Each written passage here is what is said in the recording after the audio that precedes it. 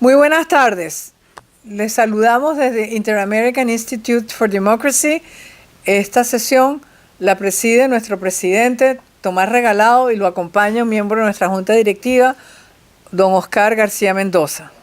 Bienvenidos a la presentación del libro de Fátima Namens, Anatomía de la Dignidad, que retrata la vida de Franklin Brito, mártir de los derechos humanos en Venezuela. Damos las gracias a Se Dice Libertad, decano de los think tank libertarios en América Latina, como institución patrocinante de esta obra, y a Benamérica, organización que aglutina a la diáspora venezolana, y a sus copresidentes Luis Corona y Paciano Padrón por apoyar este evento. El Inter-American Institute for Democracy es una entidad privada sin fines de lucro, cuyo objetivo es la promoción y difusión de los valores de la libertad, la democracia, los derechos humanos y la institucionalidad en las Américas. Está constituido por académicos, políticos, profesionales, trabajadores, empresarios, hombres y mujeres de distintas nacionalidades. Es un centro de pensamiento sin connotaciones partidistas que para el logro de sus objetivos realiza investigaciones académicas, seminarios, coloquios y eventos en un contexto de pluralismo y de tolerancia. Mantiene un fondo editorial para la publicación de obras que contribuyen a la difusión y defensa de la democracia, de la libertad y de la institucionalidad.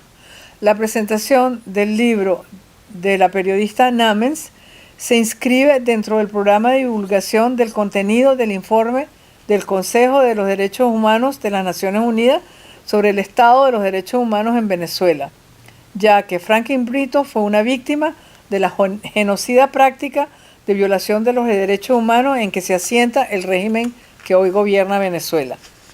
El mes de octubre ha sido dedicado a la divulgación del contenido de dicho informe, con nuestro primer foro sobre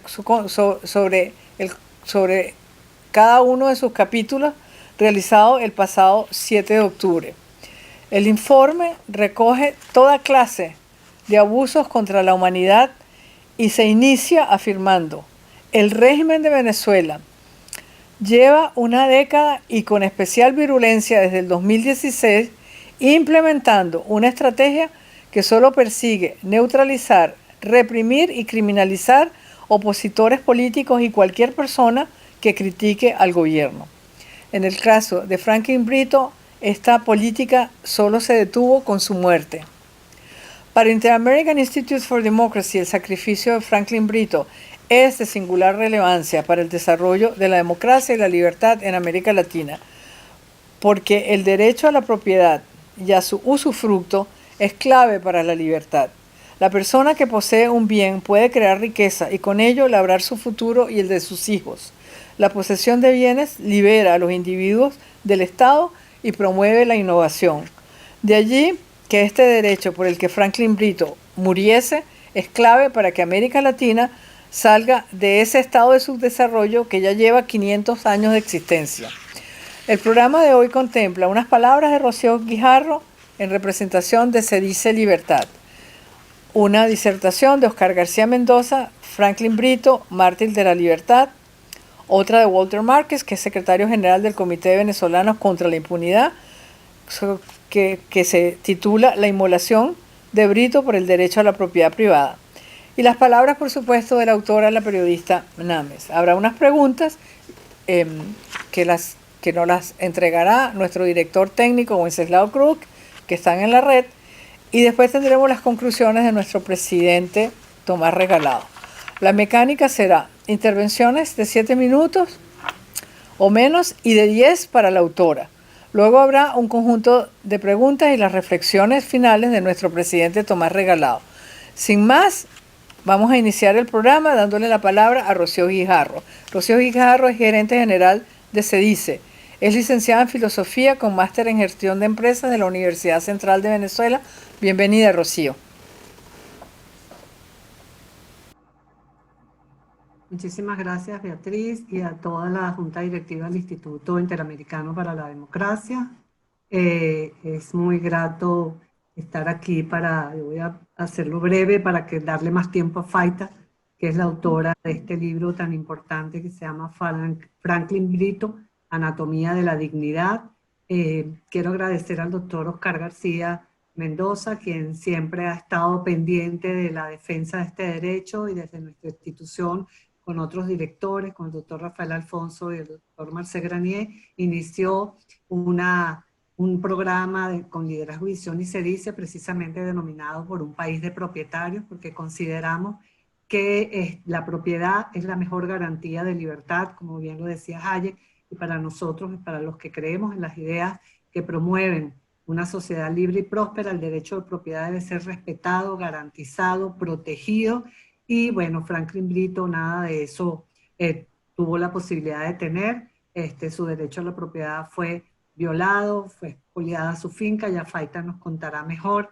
Es un libro muy lindo y bien escrito, es un homenaje a Franklin Brito por su labor en defensa de su propiedad y por ser una víctima de lo que sucede en nuestro país. Y yo quiero agradecer infinitamente en que este libro de Faita se divulgue, se promueva y que la gente conozca pues la verdadera historia de lo que fue objeto. Entonces quiero agradecer y bueno, esperamos continuar con esta tarea de divulgar los principios de la libertad y a través de nuestro Observatorio de Derechos de Propiedad continuar con la labor de defensa, promoción, denuncia de todo lo que ese derecho tan fundamental para el ciudadano, para el ser humano es, y que debe ser destacado como un derecho humano como todos los otros. Entonces muchísimas gracias y gracias Beatriz y a toda la audiencia. Muchísimas gracias, Rocío. Ahora le vamos a dar la palabra a Oscar García Mendoza, miembro del Consejo del Inter-American Institute for Democracy. Es un líder veterano del sector financiero, con densos conocimientos en finanzas, economía y los aspectos sociales del desarrollo. Fue presidente del Banco Venezolano de Crédito de Venezuela desde 1983 hasta el 2014. Ha sido miembro de las juntas directivas de líderes financieros internacionales como son la Société Générale y de Swiss Bank Corporation. Fue miembro del International Finance Corporation del Banco Mundial y es cofundador del sistema Switch 7B que enlaza los cajeros automáticos. Adelante, doctor García.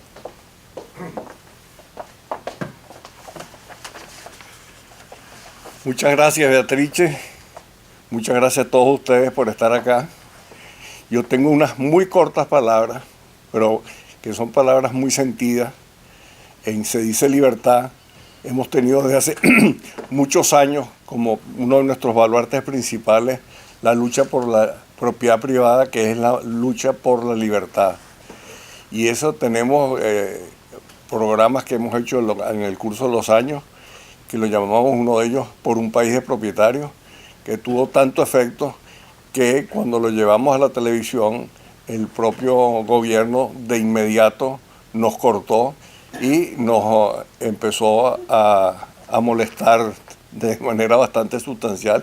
Incluso nos llevó a algunos de los directores de Se Dice Libertad a ser interrogados en las mazmorras del SEBIN, cosa que les participo no es nada agradable. Pero siempre hemos tenido una persona como Franklin Brito en la parte más alta de nuestra estima y de nuestra consideración. Franklin valoró por encima de todo sus principios. Y eso es una cuestión extremadamente difícil, que alguien valore de esa manera los principios. Vivió y murió por ello. Defendió la propiedad privada de una manera que verdaderamente fue esencial, porque la propiedad privada es el fundamento esencial de la libertad y la defendió con su vida. Si en Venezuela tuviésemos mayor propiedad privada, las cosas realmente fueran muy distintas. Podía haber claudicado en algún momento Franklin. Sus sufrimientos físicos y morales fueron atroces, tanto para él como para su familia y para muchísimos venezolanos, amigos de él, que seguimos con grave preocupación los pormenores, largos pormenores de su situación y de la manera tan horrenda como el gobierno lo torturó. Debemos reconocer su valor. Si hubiesen más Franklin Brito, la cosa fuera muy distinta. Su vida la ofrendó por la libertad. Hoy Franklin es guía y nos asombra que habiendo pasado tantos años de su sacrificio, lo tengamos siempre presente. Su legado no fue físico, su legado fue moral. Su ejemplo es invalorable, absolutamente invalorable. Su vida le fue arrebatada de manera cruel por el proyecto político que ocupa Venezuela y que ha destruido a nuestro país, convirtiéndolo en tierra arrasada. Desde Se dice libertad, se reconoce en Franklin al valiente, al ícono, a quien supo sacrificar todo. Haciendo esto, se agigantó y es un verdadero ejemplo en el cual todos debemos estarle agradecidos y comprometidos. Ojalá que hubiese más venezolanos como él y nos dedicáramos de manera más esencial a la verdadera pelea en Venezuela, que es la pelea por los principios, y no claudicando ante tanta maldad y tanta sevicia de los gobiernos y de las cantidades de otras organizaciones terroristas que ocupan nuestro país. Muchas gracias.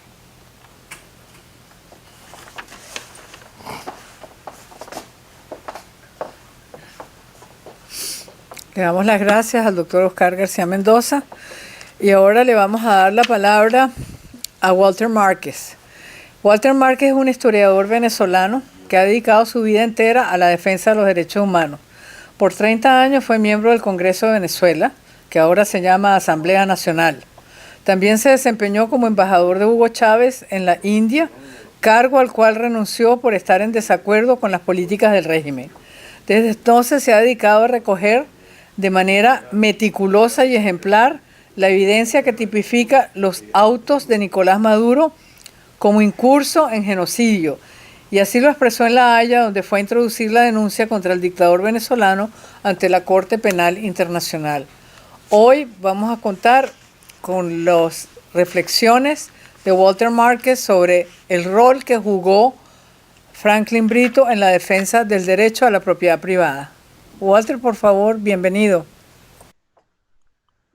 Un gran saludo para Beatriz Rangel como moderadora, para Interamerican Instituto de la Democracia, para el doctor Oscar García Mendoza, para los que me han antecedido en la palabra, y también para Faita Niemens, quien es la autora de esta obra. Indudablemente que Brito se ha convertido en un ícono, en un símbolo de la defensa de los derechos humanos, incluyendo el derecho a propiedad.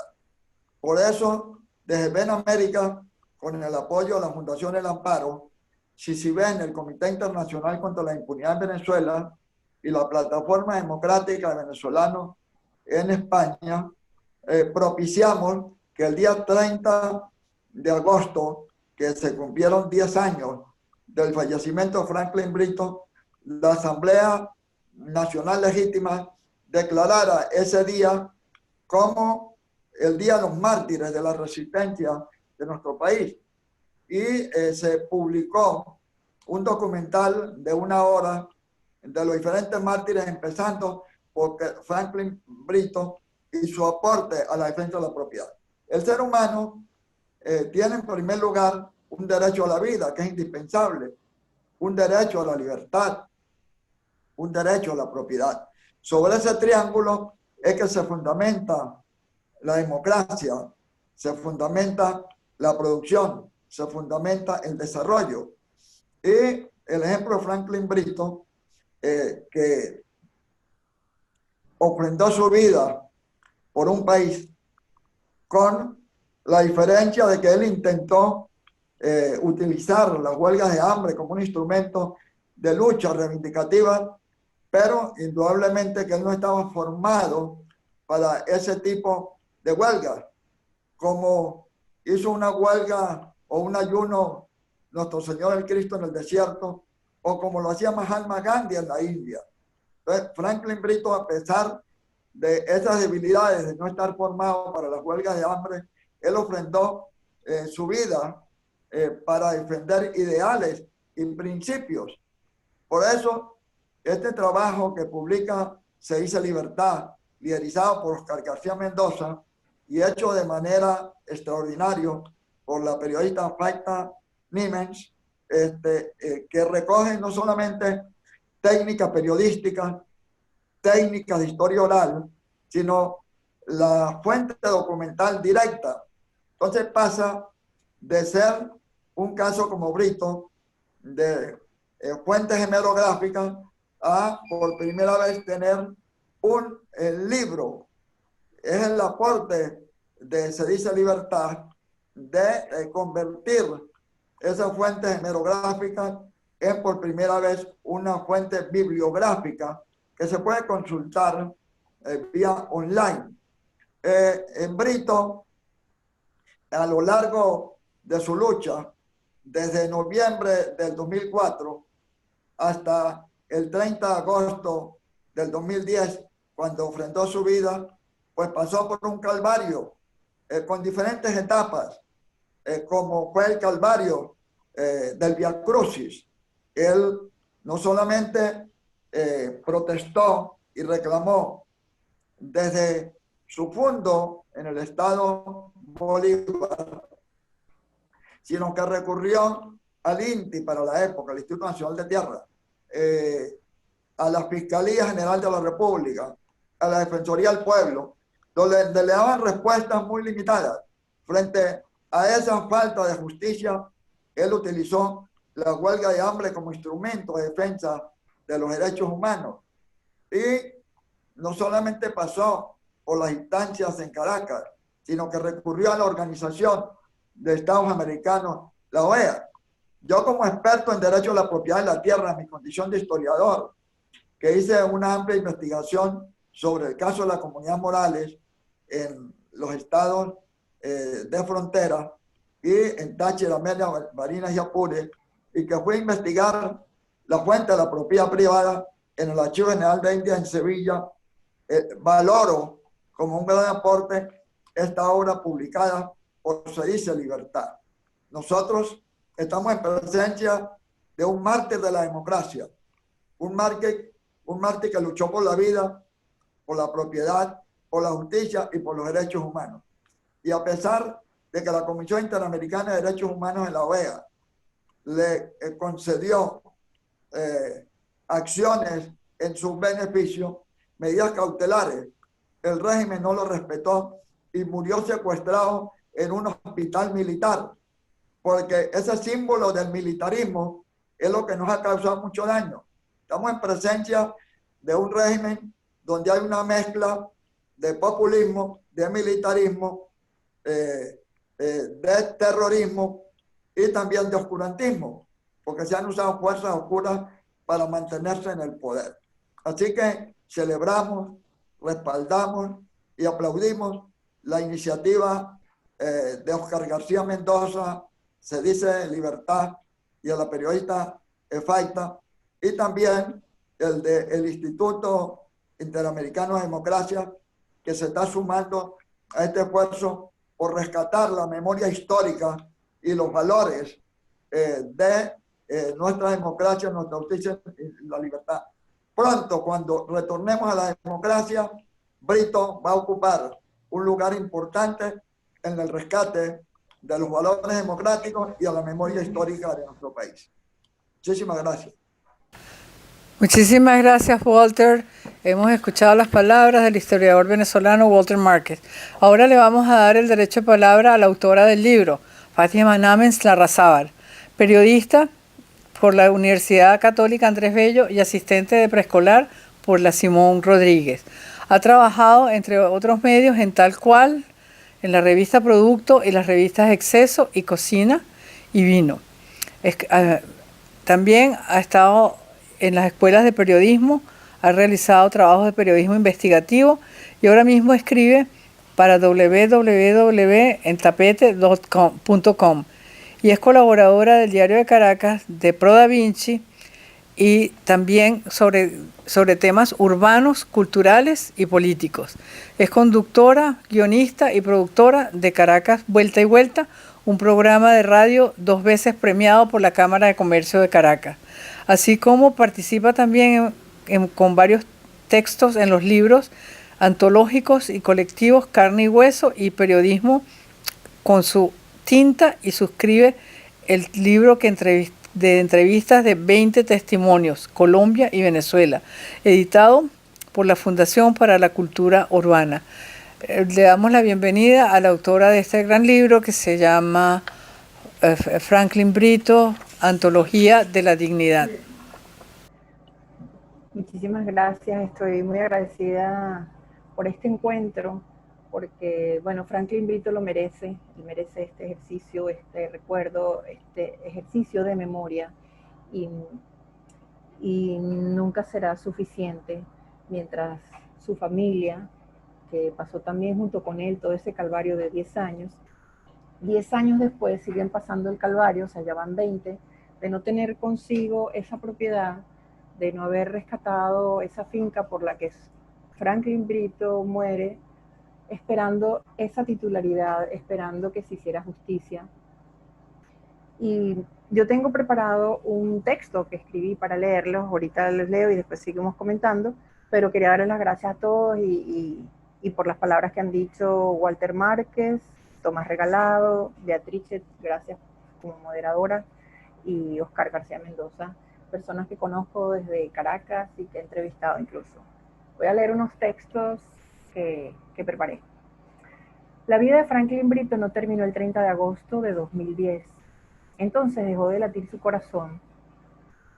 Pobre el hombretón de 105 kilos, nacido en Irapa, frente al mar, amador del pescado y de la vida, que realiza, o padece más bien, 9 huelgas de hambre. Ese día, el 30 de agosto de hace 10 años, pesaba 33 kilos.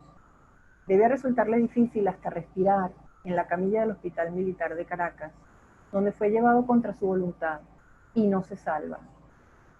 Tenía el organismo comprometido y sin duda el alma en vilo, pero extraño ser humano de tenacidad y esperanza blindadas, tuvo fuerzas ese día para tomarle la mano a su esposa y consolarla. Elena, no me van a dejar morir.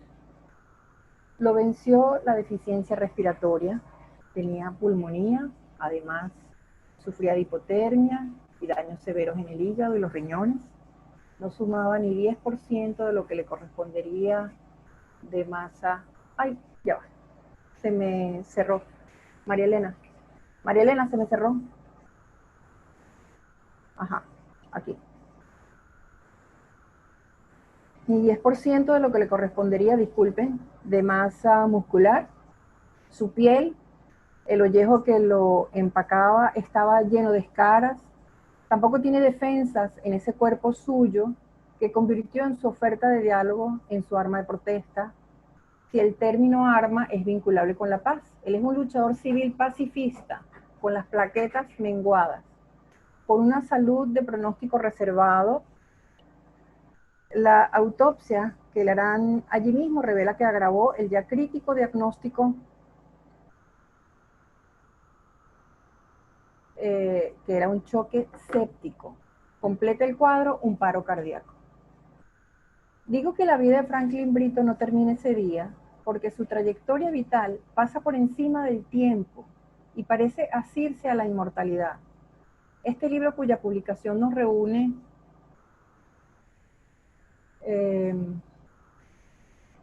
esta tarde o a esta hora en medio mundo, Franklin Brito, Anatomía de la Dignidad, es un intento de registrar y convertir en narración para la memoria la década final de vida intensa e improbable de este biólogo venezolano sin parangón, o tal vez, aunque reducida su estampa a un muestrario de huesos, agigantada su figura al punto de que se le compara con Mandela o Gandhi.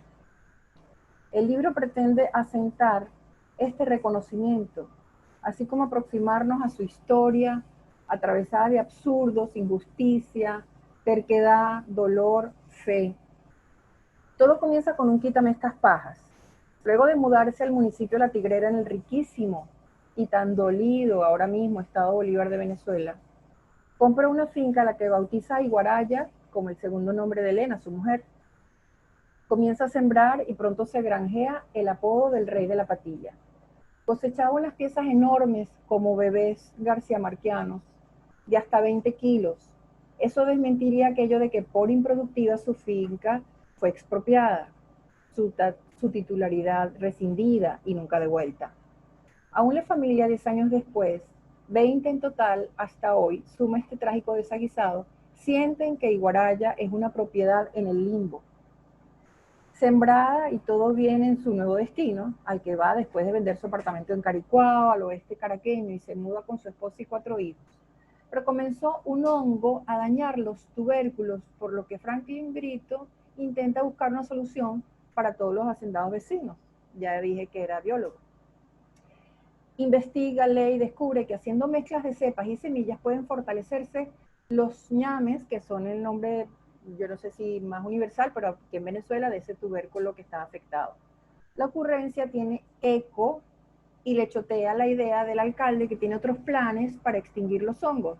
Su idea era fumigar, hacer una gran fumigación. Tal vez podía resultarle fructífero el negocio, porque la respuesta con la que trata a Franklin Brito es desmedida, devastadora. Como quiera que se desaprueba la opción tóxica en favor de la idea de Brito, son votados de la escuela donde dan clases él y Elena de Brito.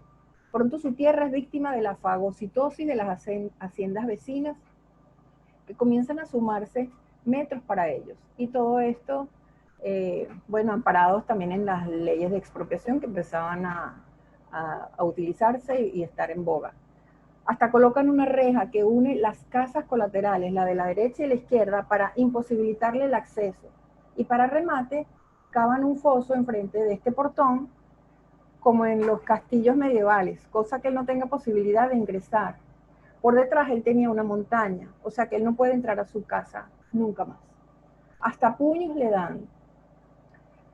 Él no responde a ninguna agresión, va a los tribunales y en vista de que tampoco le dan solución, decide entonces venirse a Caracas. Creía que encontraría justicia, se equivocó.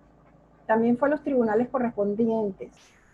Denunció su historia en la prensa, sostuvo reuniones con funcionarios públicos, hasta que entonces tuvo la idea de protestar de manera pacífica y comienza su calvario, su rimero de huelgas de hambre en la plaza pública, para que quedara claro que estaba en la espera de lo que le prometían en salones cerrados.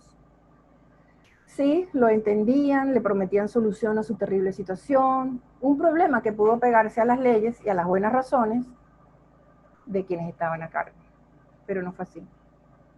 En una de esas, altos funcionarios lo visitan de madrugada en la plaza donde duerme con su esposa y le dan dinero como compensación por el trabajo y el tiempo perdidos y la promesa de atención a su caso, por lo que regresa compensado y de nuevo esperanzado a Iguaraya. Pero pasan los meses y nada. Esto ocurrió al calco más de una vez, por lo que vuelve en autobús a hacer el recorrido por el paisaje de colores intensos y soledades hasta Caracas. Comienza entonces un proceso de desgaste. Vuelven a ofrecerle dinero, no la solución, y esta vez no acepta ni cobra nunca el cheque.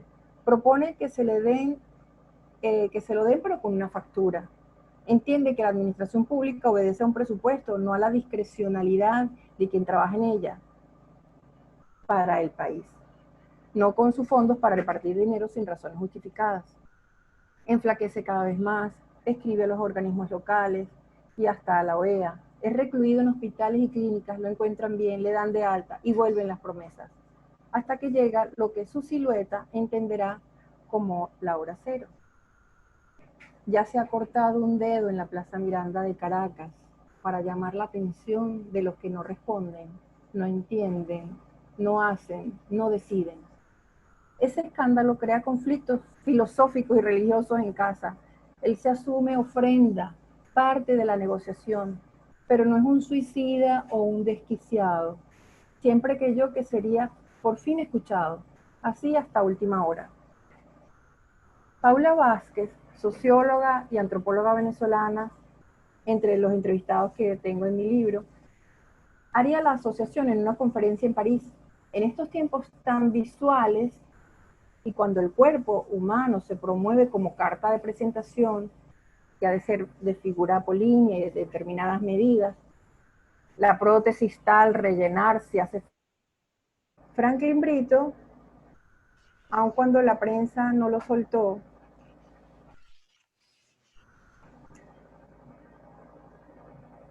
o los jóvenes de las protestas recurrentes compartieron los jóvenes de las protestas recurrentes compartieron espacio con él en las Mercedes. La iglesia, eso es una organización de Caracas, la iglesia le dio hospedaje a su esposa. Estuvo solo porque fue un incomprendido. ¿Por qué tanta devoción por unas tierras? ¿Qué tosudez puede impulsar a un individuo a asumir semejante osadía y arrastrar consigo en su lance a su familia? ¿Qué lo impele a tomar ese riesgo? Porque además de representar su ilusión existencial, vocacional, laboral, su espacio para sembrar, para hacer que la vida tuviera eco y reiteración y vis, eso es la agricultura, quería que la justicia dictaminara lo que le correspondía. Las tierras estaban en uso, por lo tanto no podían ser invadidas o otorgadas, o su titularidad cuestionada. No se trata de un hombre obtuso y miserable como algunos deslizaron. Se trata de un hombre de consistencia increíble, de voluntad inmensurable, que esperaba lo correcto, lo esperaba. Eso es en sí mismo un punto de vista. Uno que habla de un hombre corajudo y de fe. Si habrá alguien del lado de lo cabal por aquí, sería su cálculo. Estaba errado por creer. La historia no ha terminado. Su muerte es un dolor inmenso que parece cerrar este capítulo de la vida de un hombre y de un caso ominoso. Pero la memoria persiste, tiene esa condición, y los tantos cabos sueltos en esta suerte de radiografía del sistema jurídico nacional siguen en tal condición, y nos toca a todos, los que amamos la paz, la democracia, la justicia, la libertad, los derechos humanos, continuar el camino andado con semejante calado como guía, ¿no? Con tal calibre de huella, y reparar lo desbaratado y juntar las piezas. En eso creo que estamos, igual desde La Paz, buscando que el engranaje desdentado opere, que el tejido dedicado y tenaz haga costura, que Franklin Brito, donde quiera que esté, en realidad aquí, ahora mismo, como voz que no conoce el silencio, sea escuchada y valorada. Ese es un texto que preparé para este encuentro. También puedo contarles que el libro fue un trabajo bastante doloroso, es un recorrido que yo decía, bueno, él lo vivió y yo solamente por leer, por hablar con Elena, por repasar su historia, por leer la prensa, por entrevistas con abogados, por revisar el proceso en lo jurídico, me sentí afectada. Imagínense todos los que están oyéndonos, cómo sería para él meterse como en este embudo en el que estuvo 10 años de su vida. Se dice fácil, pero no lo es. 10 años es muchísimo, muchísimo para eso, para pedir justicia, ¿no? Digamos que es un libro en el que la voz de Elena Brito es importante, incluso el diseño del libro tiene, la voz de ella está en negrillas todo el tiempo. Yo quiero hacer como ese bajo relieve o alto relieve, ¿no? Que unas palabras estén vistas como eso, como si fuera una talla, ¿no? Y las otras palabras soy yo narrando, soy yo contando. Aquí hemos recibido preguntas para cada uno de ustedes y la pregunta que te hacen a ti es, ¿qué fue lo que te impactó más del proceso de ensamblaje de este libro? ¿Fue la gesta de Brito? ¿Fue el reconocimiento de la sociedad? ¿O fue la barbaridad a la cual fue sometido por el régimen de Venezuela? Bueno, yo creo que a uno le impresiona muchísimo ver que un ser humano sea capaz de tener ese talante y esa capacidad de sostener de esa manera tan vertical sus principios y sus ideas, ¿no? Y yo creo que después reconstruirlo y eso de lo que estaba diciendo justamente, repasarlo, es como vivir todo ese dolor y digo, pero ¿por qué en este momento no le dan esta respuesta? Sigues revisando otra situación jurídica, otra respuesta, y dice, ¿por qué en este momento no ocurrió tal cosa? Parece que fuera, si fuera un kinder, y eso es muy doloroso, si fuera un kinder o una cosa de niños, uno diría esto es un bullying, una callapa, a alguien que es diferente. Y resulta que, bueno, eso está entre comillas diferente porque es maravilloso. Pero en este caso estamos hablando de adultos, de un sistema, de institucionalidad, de democracia, de modelos de vida. Estamos hablando entonces de una falla, de un agujero negro enorme en este sistema. Estamos hablando de falta de compasión absoluta. ¿Y cuál a tu juicio crees que sería el mejor homenaje que le pueden hacer los venezolanos a Franklin Brito? Yo creo que recordarlo y que esta reconstrucción que yo hago es un bosquejo de su vida, pero que pueda dar pie a muchísimas cosas, movimientos, fundaciones. Yo creo que para empezar hay que resarcir a la familia. Necesitamos democracia. ¿Qué probabilidades ve usted, señor Márquez, de que el caso de Franklin Brito o el de Venezuela prosperen en la Corte Penal Internacional? Bueno, lo de Franklin Brito hay que formalizar la denuncia porque el caso de él está en la Comisión Interamericana de Derechos Humanos por la responsabilidad del Estado, mientras que en la Corte Penal Internacional es la responsabilidad personal de los autores intelectuales y materiales de los daños que le causaron a él, a sus bienes y también a su propia condición física. Por eso sería importante que con el apoyo de algunos abogados, nosotros ofrecemos nuestro equipo, convirtamos el caso de Franklin Brito en el delito de persecución que está tipificado en el artículo 7 del Estatuto de Roma.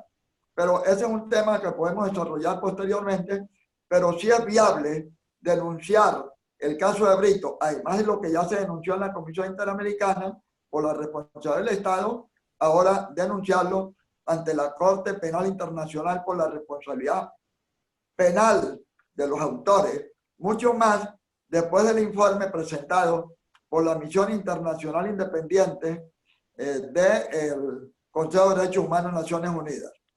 Ya apareció de nuevo la autora. Gracias, Walter. Tenemos una pregunta para don Oscar García Mendoza. Como víctima de la violación de sus derechos humanos, ¿qué consejo le daría usted a los empresarios de América Latina que viven en países donde su libertad está amenazada?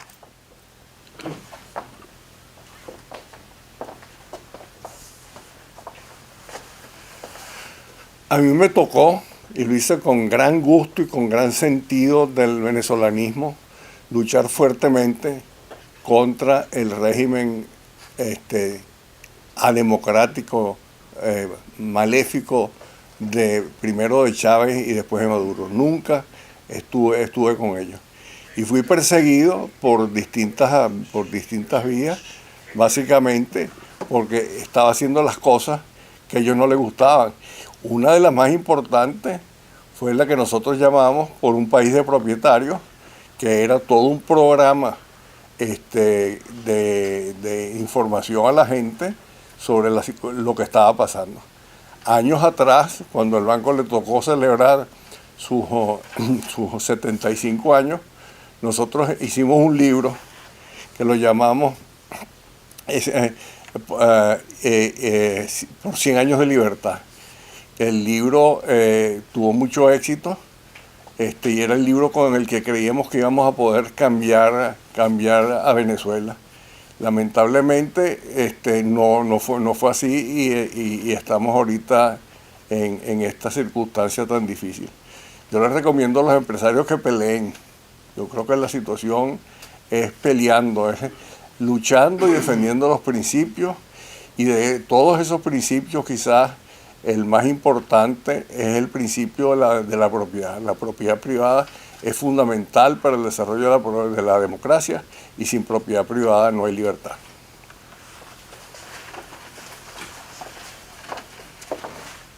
Bueno, y tenemos acá una pregunta para Rocío Guijarro que se refiere a las actividades de CEDICE.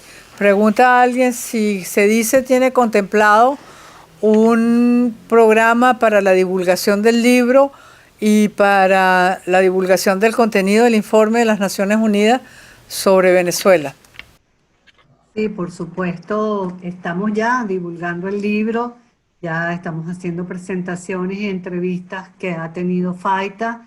Estamos tratando también de que se conozca a nivel regional. Nuestros amigos de Argentina que están pasando por temas parecidos, no tan fuertes como nosotros, también nos han pedido la diseminación del mismo. Por supuesto, es la labor de nuestro centro, divulgar. Por eso somos un centro de divulgación y esa es la primera función que desarrollamos con cada cosa que publicamos, que hacemos con los eventos, etcétera. Y les invito a visitar nuestra página paisdepropietarios.org, donde van a ver todo lo que hemos documentado sobre la violación a los derechos de propiedad en Venezuela.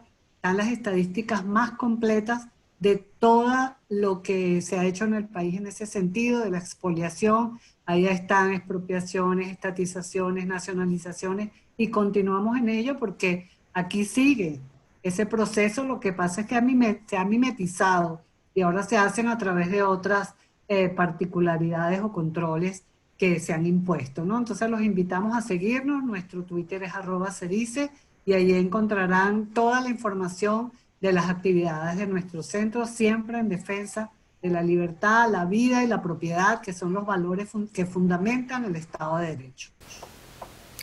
Muchísimas gracias. Bueno, antes de darle la palabra a nuestro presidente, quiero de nuevo agradecer a las instituciones que nos han acompañado en este acto, como se dice, Libertad y Benamérica. Ahora le voy a dar el derecho de palabra a nuestro presidente, Tomás Regalado, que ha sido alcalde de Miami, pero sobre todo ha sido una de las personas que a través de su muy fructífera carrera de periodista ha sido una constante denuncia de todo lo que son las violaciones de los derechos humanos, no solamente en América Latina, sino en todas partes del mundo. Además ha tenido una destacadísima participación en el desarrollo de medios aquí en los Estados Unidos e inclusive fue corresponsal en la Casa Blanca. Le vamos a dar la palabra a nuestro presidente, Tomás Regalado. Gracias. Muchas gracias, Beatriz, y muy buenas tardes a todos. Cuando nos avisaron de este foro, a mí me llamó mucho la atención porque me trajo un recuerdo. La primera gran información, el gran reportaje que yo hice cuando comencé en los medios a principios de la década de los 70, hace ya muchísimos años, fue precisamente el poder comunicarme cuando aquello era imposible, hablar telefónicamente con Cuba. Había una absoluta imposibilidad de comunicarse. Una llamada telefónica de Miami a Cuba demoraba 3 o 4 semanas lograrla. Pero la logramos y pudimos hablar con la madre de Pedro Luis Boitel. Pedro Luis Boitel fue el primer preso político cubano que murió en huelga de hambre, justamente como Franklin Brito. Y aquella entrevista fue desgarradora, porque a la madre le decían que si su hijo renunciaba a los principios que estaba postulando, que él pedía la libertad de todos los presos políticos y pedía elecciones libres, lo iban a atender para que no muriera. Pero después de 43 días, Pedro Luis Boitel murió. Le clavó su muerte al régimen. Y así han muerto varios presos políticos en Cuba. Es la decisión más desesperada que puede tomar un ser humano, irse a una huelga de hambre, sobre todo en estos regímenes que ellos saben que no van a hacer lo posible por evitar que fallezca. Y yo creo que esto es importante, este libro es muy importante, porque esos regímenes tratan de reescribir la historia y quieren borrar a Pedro Luis Boitel, quieren borrar a Franklin Brito y quieren justificar, calificándolo de irresponsables o dementes, las decisiones tan drásticas que toman estas personas. Por esto nos complace mucho que este instituto haya adoptado como suyo la presentación de este libro. Y estoy totalmente de acuerdo con nuestro miembro de la Junta de Directores, Oscar García Mendoza, que claramente ha dicho que sin propiedad privada no es posible funcionar en democracia o en libertad. Es un libro que está escrito.